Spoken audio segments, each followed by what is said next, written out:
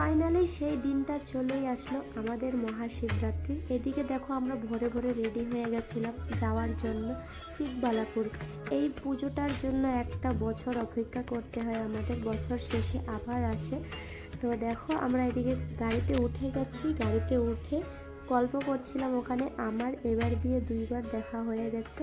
তো এদিকে দিদিভাই বলছিল দেখো আমরা সেম সেম ড্রেস পরেছি। যেহেতু আমি ভিডিওর ভয়েসটা পরে দিচ্ছি তার কারণে দিদির ভয়েসটা শোনাতে পারলাম না। এদিকে হাই করে দিচ্ছিল। সর্বপ্রথমে তোমাদেরকে নন্দী মহারাজকে দর্শন করে দিলাম।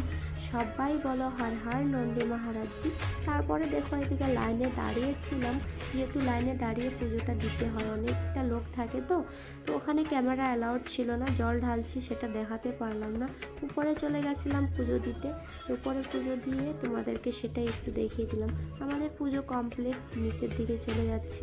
যেহেতু অনেকটা রোদ ছিল আমরা বেশি সময় ছিলাম না, অল্প সময় ছিলাম। আবার দেখো এদিকে রাতের দিকে চলে এসেছিলাম। রাতের দিকে মানে সন্ধ্যার দিকে ভীষণ ভালো লাগছিল এই ওয়েদারটা দেখতে। আর সবাই বলে হর হর মহাদেব।